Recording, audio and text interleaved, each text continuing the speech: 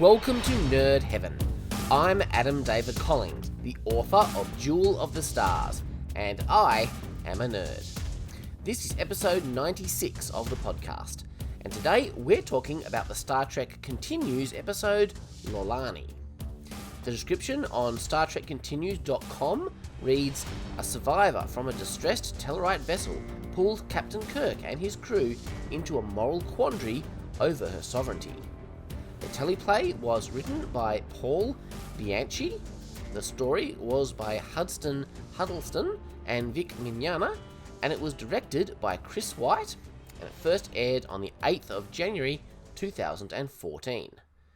And you'll notice that's a good 7 months since the last episode came out. That's the reality of a fan-made web series. This show is of professional quality, but it's being made by amateurs. It's not their full-time job. They get the work done in the spare time they can. But it meant that each new episode was an event, like a new mini-movie coming out. Of course, now you can binge the entire series, which is great. First of all, I'd like to say how happy it made me to see this show portraying Kirk as a bookworm, which of course he is. I found that the Kelvin Universe movies kind of misunderstood Kirk's character, especially his younger self. They portrayed him as a hard, partying bad boy. And I know this was already a new timeline, and the absence of his father explains the differences. But that's not the Kirk we knew in the original series. Young Kirk in the Prime timeline was a nerd. He had a reputation at the Academy for carrying books wherever he went. Anyway, cool to see him so disappointed to have to leave his book behind when the Enterprise picks up a distress call from an unidentified ship. And cool to see Sulu's viewer rising out of the console. That's a nice touch.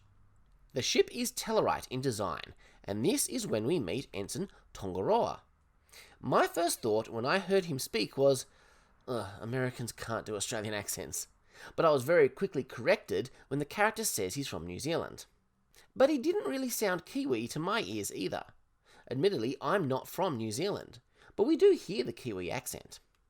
And it has a lot of similarities with the Australian accent, but some definite differences too. Certain vowel sounds come out sounding very differently. Anyway, I looked up the actor, Daniel Ogan. Turns out he is indeed from New Zealand. And not only that, as a child, he played Boba Fett in Star Wars Episode 2, Attack of the Clones, which is really cool. Interestingly, in Star Wars, he sounded much more like what I would think of as a Kiwi accent. So I don't know if his accent has changed over time as he's gotten older, or if I'm just talking rubbish and I don't have a good ear for these things. Anyway, it's really cool to have him in the show, and it's always fun to see a fellow Australasian in Star Trek. And if you're not aware, Australasian is a blanket term that includes both Australia and New Zealand. There's only one life form aboard. Life signs are erratic, and life support on the ship is failing. Despite this, Spock is not convinced it would be a good idea to beam the survivor on board. He doesn't really give a reason other than this being an unknown life form. So what's the alternative, Spock? Let the person die? Kirk orders security to the transporter room, which is a reasonable precaution. As Kirk and Spock enter the transporter room, they both say in unison, "Mr. Scott, you have the bridge." Kirk remarks at this being strange.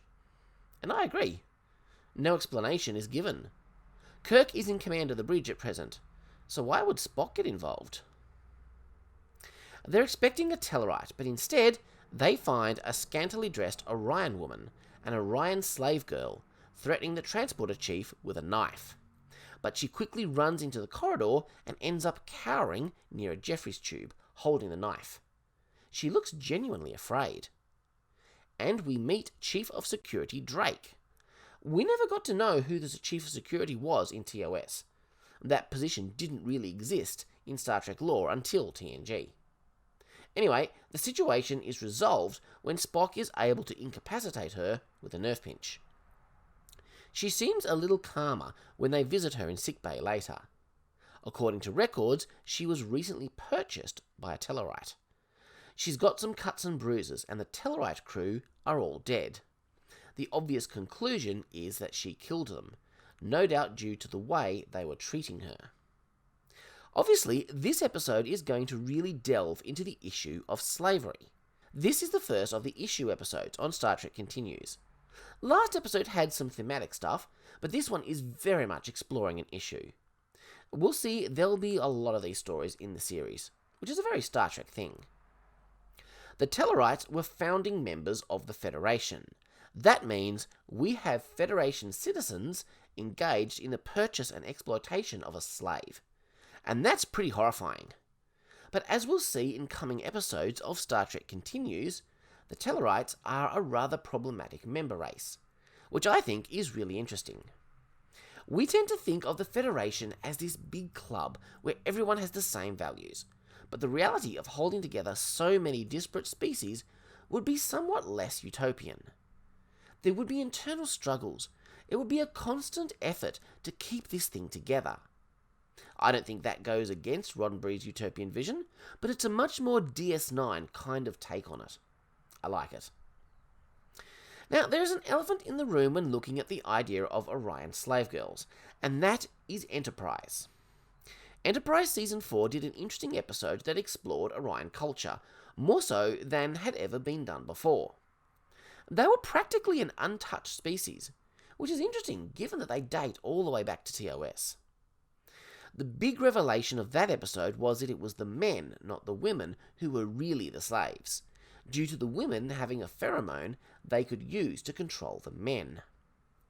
Now, I interpreted this a little less literally than it seems the writers of the episode did. The way I saw it was that, yes, technically, the women are bought and sold as slaves, but with their powers, they manipulate and control the men behind the scenes from a position that appeared subservient. And that idea, I think, is not at odds with anything else portrayed in Star Trek about them. The episode addresses the issue with Spock explaining that around 70 years ago, Orion women held dominion over the men, but there was a revolt and civil war. The men gained control. Rather than ending the slave trade, they made it worse.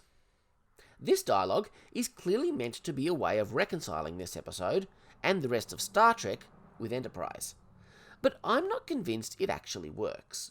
It implied that the women enslaved the men in a more literal way than I think the Enterprise episode intended to suggest. And I'm not sure any reconciling really needed to be done. But either way, it's a fascinating concept. Think about it. A civil war between the sexes. Procreation of the species would be very difficult under such circumstances. And in fact, the only way that the species could have survived takes my mind to a place that I don't really want to think about.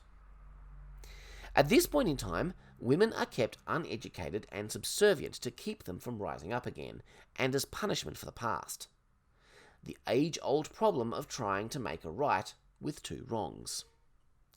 The slave doesn't speak until Dr. McKenna arrives. She reveals her name is Lolani. She didn't know whether the crew of the Enterprise were friend or foe, so she kept silent and listened. Not a bad way to go. Listening more and speaking less is usually wise. To add extra tragedy, she was born off-world, but forced back to Orion and into slavery when her parents died. So she has known freedom, and has been forced into slavery. I can only speculate, but I suspect that may be even more painful, because you know what you're missing. Lolani is played by Fiona Vroom. A fun bit of trivia, Fiona Vroom appeared in Star Trek Beyond as an Orion crew member. So, was that the Kelvin timeline version of Lolani? My headcanon would like to say it is. Beyond came out 2 years after this episode, so I can't help but wonder if her cameo was a deliberate reference to this episode. I believe J.J. Abrams was interested and enthusiastic about Star Trek fan productions, and even spoke in defense of the controversial Star Trek Axanar during their lawsuit with Paramount. Who can say, but in my headcanon, in the Kelvin timeline, Lolani had a better life and entered Starfleet. I guess her parents didn't die in that timeline. Kirk feels like he has rescued Lolani, but Commodore Gray has some bad news for him. According to Orion law, Lolani reverts to being the property of the one who sold her once her owner dies. The Orions are not members of the Federation. They'd never qualify while they support slavery. The owner has been notified and is on his way. This kind of thing is a very real problem in our world. Different nations have different rules. If we want them to respect our laws, we have to likewise respect theirs, even if we disagree with them. But what if one of their laws is something as immoral as slavery? What it comes down to, as the Commodore admits, they can't afford an interstellar incident over one person. McKenna and Lolani talk as they walk through the corridor. There's a lot of echo in the dialogue in this scene, a rare moment where the amateur nature of the show peeks out from behind the curtain perhaps. There was also something about the acting at the start of this scene that didn't quite work for me somehow. McKenna explains that while there are some generalised differences between males and females, people in the Federation are treated as individuals. They are not defined by their gender. There are a whole bunch of different things that make up a person. We get a very 60s TV moment when they arrive on the bridge. All the male crew members stare with googly eyes. Now, the sight of an attractive woman wearing very little clothing is distracting. I can't deny that. That's just biology. But when you're at work, you don't ogle people like this. I'd have expected the crew of a Federation starship to show a little more professionalism than that. I don't think Scotty is flirting with her when he takes her to see his station. I think he's being friendly. But I think he also sensed that McKenna needed a moment to speak with Kirk privately. Spock has found physical evidence that Lolani was involved in the death of the Tellarite, and is likely the killer. Now, it's probably worth mentioning at this point that one of the Tellarites in this episode was played by Ryan T. Husk, who is one of the co-hosts of the Seventh Rule podcast, where he rewatches and talks about episodes of Deep Space Nine with Sirach Lofton. So that's pretty cool. Kirk is subtly encouraging Lolani to think about changes that could be made to her planet's culture for the better by lending her a book. When confronted with the evidence, Lolani tells an implausible story about how it all just happened while she was hiding with her eyes closed. When Kirk doesn't buy it, she asks, "If you were a slave, wouldn't you just want to be free?" And Kirk agrees. He hates the idea of a sentient being enslaved. But he says something that I think is very important. The truth always matters. When she learns her previous owner is on his way to collect her, Lolani tries to use her sexuality to manipulate Kirk. And given the circumstances, the bleak future that lies ahead of her, it's hard to blame her. She'll do anything to escape that brutal mistreatment she knows is waiting for her. Kirk tries not to succumb, because he's not an idiot. He knows what is appropriate and what isn't. He knows getting involved with Lolani in that way is a bad idea.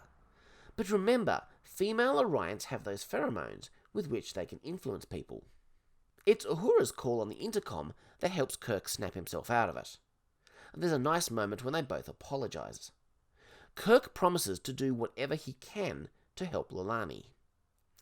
But she can't just leave it at that. Again, I don't blame her for doing anything she can to escape her fate. And she continues to use the one tool that she feels she has. The transporter chief has less moral strength than Kirk. He's trying to fly her away in a shuttlecraft. With evidence that proves two of the Tellarites were killed by Lolani, Spock says, "She is no longer an unfortunate slave. She may be a murderer." Notice that Spock says she may be a murderer.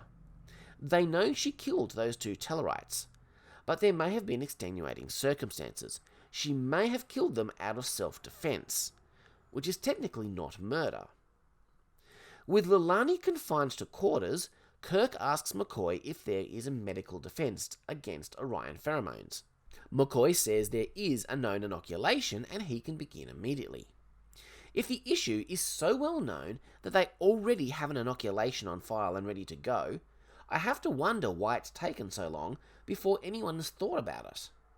In fact, I wonder why this isn't included in the standard set of vaccinations for Starfleet personnel. In the real world, military officers are inoculated against all sorts of things as a matter of course.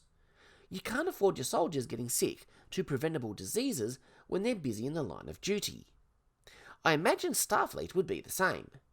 We know there are a lot of dangerous alien diseases out there. It will be quite logical to inoculate Starfleet personnel against Orion pheromones as a matter of course. The risk of one of your people being mind-controlled seems a reasonable reason to do so. It's possible Lolani may have blocked out much of what happened on the Tellarite ship, and genuinely doesn't remember. So Spock is going to mind meld with her.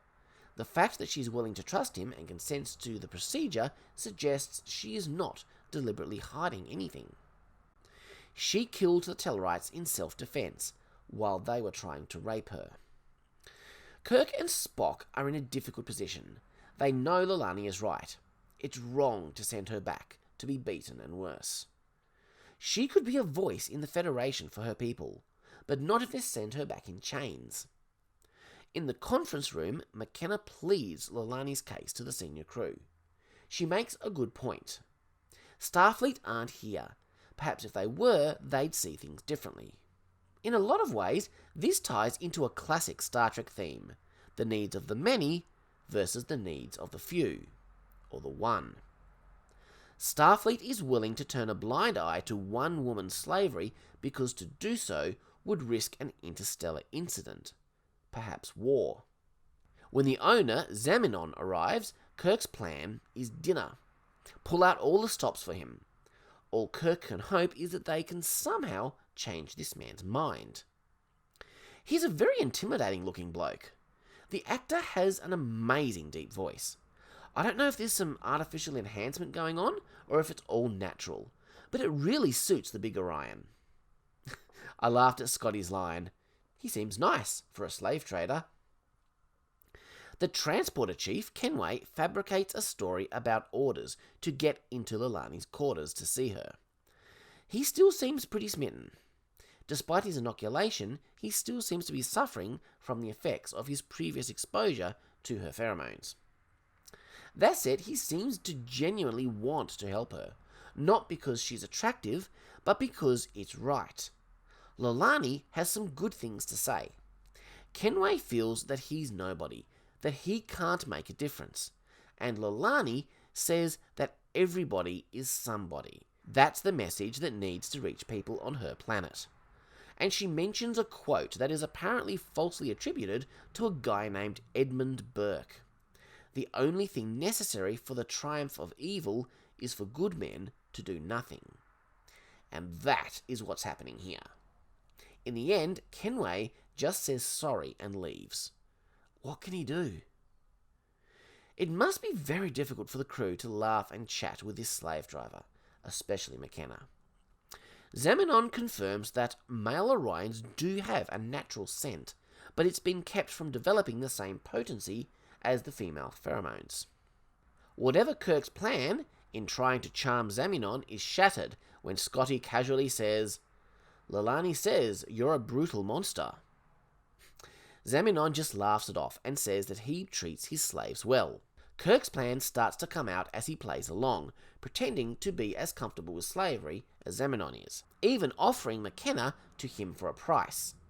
Zamenon, surprisingly, sees and even defends McKenna's value as a person. She is civilized and capable. Slavery is not for her. An interesting admission from him. And then Kirk drives in the knife. What about Lalani? She is every bit as capable. She has a thirst for knowledge.